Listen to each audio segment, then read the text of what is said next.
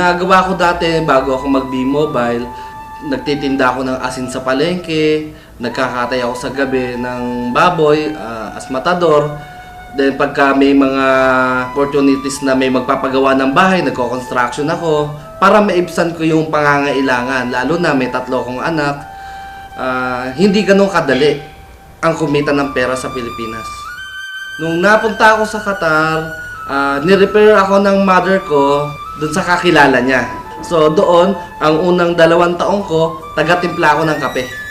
Pagkatapos ko ng trabaho, nagko-computer ako. Gusto kong makausap yung pamilya ko na nasa Pilipinas.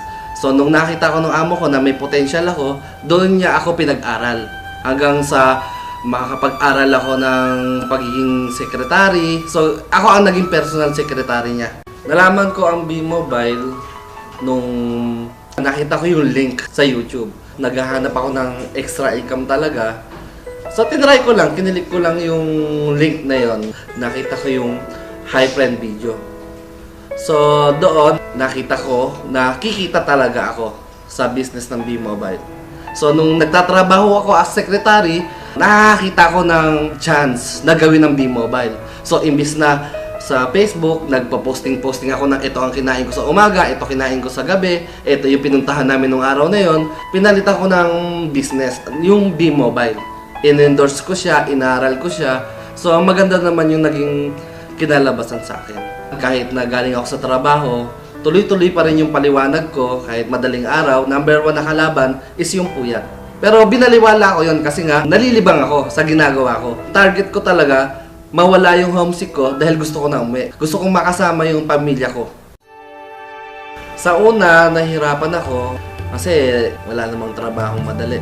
Pero nakita ko yung mga testimonial ng mga millionaires, nagkaroon ako ng idea. Ang sabi ko, hindi pala totoong mahirap si B-Mobile. Madali lang siyang gawin. Basta pag kinopya mo yung mentors mo, dumadali yung trabaho. Ito yung tinatawag ng copy business. Nung unang earnings ko, it was December 7, 2012.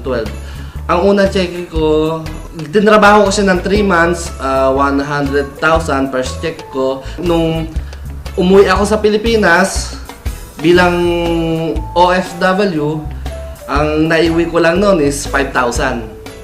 Bilang OFW, 2 taon ko na pagtatrabaho. Nung pag-uwi ko, kinabukasan, diretso ko ng opisina ng B-Mobile, doon ko kinuha yung first check ko. Totoo pala yung sinasabi nila na habang tumutulong ka sa ibang tao, nagiging successful ka.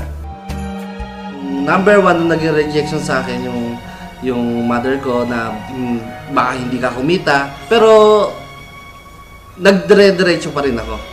Nagtuloy-tuloy ako. Kasi mahina nga ako sa pag-i-invite. Ang ginawa ko, yung mga nagpo-post lang ako sa mga fan page.